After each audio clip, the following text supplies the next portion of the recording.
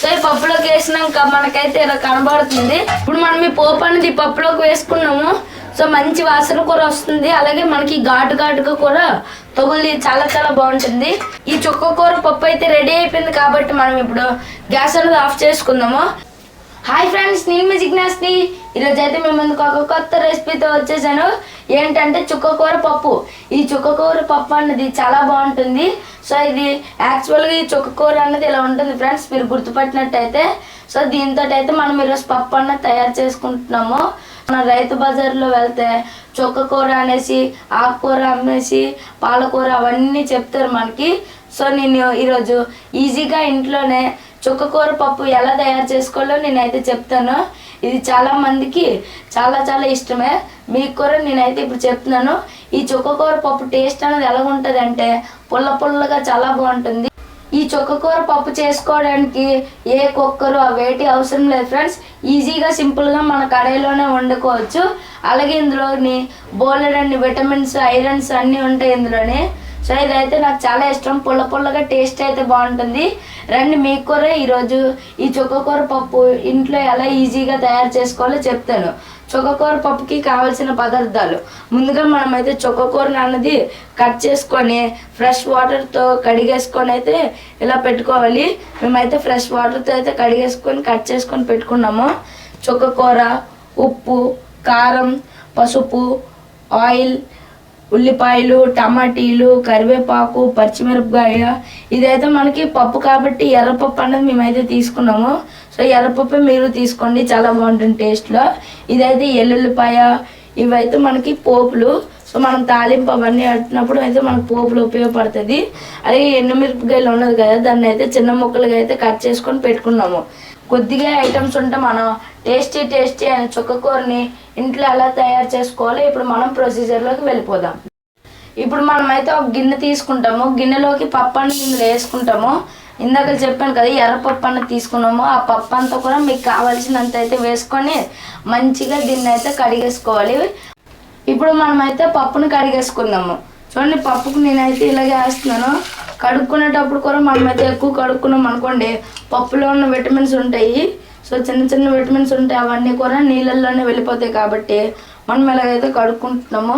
So చూడండి, పప్పు అనేది ఇలా ఉంది, బాగుంది. ఈ కడుక్కున్న నీళ్ళంతా కూడా మనకు అవసరం లేదు కాబట్టి మొక్కలకి అవన్నీ కూడా వేసుకోవచ్చు.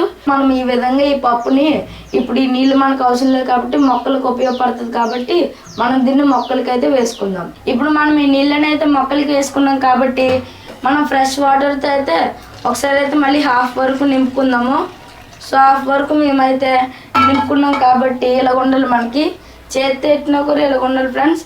సో ఇప్పుడు ఏం చేయాలంటే మనం గ్యాస్ అన్నది ఆన్ చేసుకొని దీన్ని అయితే బాయిల్ చేసుకోవాలి. పప్పు అన్నది కూడా మెల్లమెల్లగా అయితే బాయిల్ అవుతుంది. ఈ లోపు మనమైతే ఈ పప్పు బాయిల్ అవుతుంది కాబట్టి చూడండి, మేమైతే చిటికెడంత పసుపు అన్నది వేసుకుంటున్నాము. పసుపు వేస్తాం కాబట్టి ఇంకేటి కలపక్కర్లేదు ఫ్రెండ్స్. దానంతదే బాయిల్ అవుతుంది కాబట్టి అప్పటికప్పుడే కలిసిపోతుంది ఆ పప్పులోకి. ఇప్పుడైతే ఈ పప్పు అనేది బాయిల్ అయిపోయింది. సో చూడండి, అంత బాగా బాయిల్ అయిపోయింది కదా, మొత్తం కూర మంచి పొంగు కూర వస్తుంది. దీంట్లోకి మనం ఉల్లిపాయలు, పచ్చిమిరపకాయలు అయితే ఫస్ట్ మనం వేసుకోవాలి. మేమైతే సన్నగా తరిగి పెట్టుకున్న ఉల్లిపాయలు అన్నవి వేసుకుంటున్నాము. సో ఈ పప్పులోకి అన్నది చాలా బాగా ఉడికిపోతున్నాయి ఫ్రెండ్స్ ఇవన్నీ కూడా. ఇందులోకి మనం అలాగే ఫ్రెష్గా వాటర్తో క్లీన్ చేసుకున్న చుక్కకూరని కూడా వేసుకొని మనం మొత్తం బాయిల్ చేసుకోవాలి. ఈ పప్పు అనేది నిజంగా చాలా మంచి టేస్ట్ ఉంటుంది ఫ్రెండ్స్. చూసినట్టయితే మేము కుక్కర్లో చేయకుండా ఉత్తి నార్మల్ గిన్నెలో అయితే చేస్తున్నాం, కానీ ఈ చుక్కకూర అనేది చాలా బాగుంటుంది. ఈజీగా అప్పటికప్పుడే ఎలా తయారు చేసుకోవాలో పప్పుల్లో అయితే మనం చుక్కకూర ఒక బెస్ట్ పప్పు అని నేనైతే చెప్తాను. ఇది చాలా బాగుంటుంది. ఇప్పుడు మనమైతే ఉల్లిపాయలు, టమాటీలు, చుక్కకూర వేస్తాం కాబట్టి ఒకసారి అయితే నార్మల్గా కలిపేసుకున్నాము. సో దీన్ని మనమైతే మళ్ళీ బాయిల్ అవ్వనిద్దాము. బాయిల్ అవ్వనిచ్చాక దీంట్లోకి వెళ్ళి కొద్ది నీళ్ళు అన్నది దానంతదే వచ్చేస్తుంది. మనం ఇందాకలా ఆకుకూరలు అవన్నీ వేసాం కదా, టమాటీలు. మీకు ఇందాకలే చెప్పాను, మనం వేసేటప్పుడు అయితే మనకి నిండా కనబడుతుంది, కానీ దానంతది మగ్గిపోయి సో నీళ్ళు అనేది వచ్చేస్తుంది ఆ పప్పులోకి వెళ్ళే. అలాగే టమాటీలు అవన్నీ వేస్తాం కాబట్టి నీళ్ళు అనేది దానంతదే వస్తుంది, మనం ఇంకా సపరేట్గా వేయక్కర్లేదు. ఇదైతే కొద్దిగా అయింది ఫ్రెండ్స్, 50%. ఇంకా 50% అయితే దీన్ని సిమ్లో పెట్టుకొని అయితే మగ్గనిచ్చుకోవాలి. ఈ విధంగా మీరు కూడా మీ ఇంట్లోనే ఇలా సిమ్లో పెట్టుకొని అయితే మొత్తం వండుకున్నారు అనుకోండి, ఆ వంట అన్న సూపర్ ఉంటుంది. సో మేమైతే ఇప్పుడు సిమ్లో అయితే పెట్టేసుకొని మిగతా 50% కూడా కుక్ చేసుకుంటాం. ఈ పప్పు అనేది ఉడికిపోయింది కాబట్టి ఇందులోకి మనం ఉప్పు కారం అనేది వేసుకోవాలి. సో కారం అనేది మేము తగినంత అయితే వేసుకుంటున్నాము, అంతా కూడా మీరైతే కొలతలతో తగినంత అయితే వేసుకోండి. ఇప్పుడు ఉప్పు అనేది మీ రుచికి టేస్ట్కి సరిపడా అంత. సో ఇప్పుడు ఉప్పు వేసుకున్నారు కాబట్టి కారం ఉప్పుని కూడా ఒకసారి బాగా కలిపేసుకోండి. ఇప్పుడు మనం ఈ పోపుకి గ్యాస్ అనేది ఆన్ చేసుకుని ఒక గిన్నె పెట్టుకొని నూనె అనేది మనం అయితే ఫస్ట్ వేసుకోవాలి. సో పోపుకి ఎంత సరిపోద్దో అంత నూనె అనేది మేమైతే వేసాము. వేసిన తర్వాత ఎండుమిరపకాయలు అయితే ఫస్ట్ మనం వేసుకుంటున్నాము. ఎండుమిరపకాయలు వేసుకున్నాము, అవన్నీ కూడా పోపుకి ఏడేది కావాలి అవన్నీ వేసుకోవడమే. అలాగైతే పోపు గింజలు అన్నీ ఉంటాయి కదా, అవన్నీ వేసేసుకుంటున్నాము. ఇందులోకి మనం కరివేపాకు అవన్నీ వేసుకున్న తర్వాత పట్టికలతో ఇలా తిప్పేస్తే అయిపోద్ది. మనకి పోపు అనేది ఫస్ట్ మనకి బాగా ఫ్రై అయింది అనుకోండి, పప్పులోకి బాగా కలిసి మంచి టేస్ట్ అనేది వస్తుంది. అందుకు మనం ఈ పోపు అనేది చేసుకుంటాము. సో మధ్య మధ్యలో తినేటప్పుడు కూడా చాలా బాగా అనిపిస్తుంది ఈ పోపు అనేది. ఇప్పుడు మనకైతే ఈ పోపు అనేది అయిపోయింది కాబట్టి డైరెక్ట్గా మనం ఈ పప్పులోకి అయితే వేసుకోవడమే. సో ఈ పప్పులోకి వేసినాక మనకైతే ఇలా కనబడుతుంది. ఇప్పుడు మనం ఈ పోపు అనేది పప్పులోకి వేసుకున్నాము. సో మంచి వాసన కూడా వస్తుంది, అలాగే మనకి ఘాటుగా కూడా తగులి చాలా చాలా బాగుంటుంది. చుక్కకూర పప్పు అయితే రెడీ అయిపోయింది కాబట్టి మనం ఇప్పుడు గ్యాస్ అనేది ఆఫ్ చేసుకుందాము. మేమైతే గ్యాస్ అనేది ఆఫ్ చేసుకున్నాము. ఇప్పుడు మనం డైరెక్ట్గా వేడి అన్నంలో టేస్ట్ చేద్దాం. ఇప్పుడు మనమైతే ఈ పప్పు అనేది సర్వింగ్ ప్లేట్లోకి అయితే వేసుకుందాము.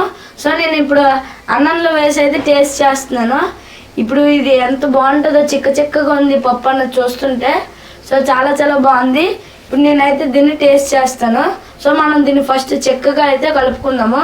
ఈ విధంగా మీరు కూడా ఈ పప్పునన్న చిక్కగా కలుపుకోండి, చాలా మంచి టేస్ట్ ఉంటుంది. ఈ అన్నం పప్పు అయితే వేడిగా ఉంది ఫ్రెండ్స్, నాకైతే చాలా కాలిపోతుంది కాబట్టి నేనైతే స్పూన్ తీసుకున్నాను. సో అంతా కూడా మనం అయితే బాగా కలుపుకున్నాం అనుకోండి, ఏది నంచుకేట అవసరం లేకుండా పుల్లగా ఈ పప్పు అన్నది చాలా బాగుంటుంది. 1:30 అయింది ఫ్రెండ్స్ టైం అన్నది. సో లంచ్ టైం అయింది. వేడి పప్పు అయితే నా చేతిలో ఉంది. ఇప్పుడు ఎంత బాగుందో కదా ఇది అయితే చూడడానికి. ఇప్పుడు నేనైతే దీన్ని టేస్ట్ చేసి ఎలాగుందో మీకు చెప్తాను. ఈ చుక్కకూర పప్పుడే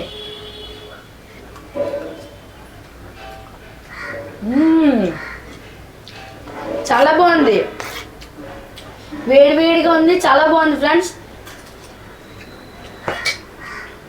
నిజంగా చాలా బాగుంది ఈ పప్పు అన్నది. ఉప్పు కారము టమాటీలు అవన్నీ కరెక్ట్గా సరిపోయింది ఫ్రెండ్స్, ఇందులోకి సూపర్ ఉంది నిజంగా. సో ఈ చుక్కకూర పప్పును మీరు కూడా అందరూ మీ ఇంట్లోనైతే ట్రై చేయండి. ఈ చుక్కకూర పప్పు వీడియో కనుక మీకు నచ్చినట్టయితే లైక్ చేయండి, షేర్ చేయండి, సబ్స్క్రైబ్ చేయండి. మళ్ళీ ఇంకో బ్లాగ్లోనే కుకింగ్ థీమ్లో అయితే కలుసుకుందాం ఫ్రెండ్స్. బాయ్.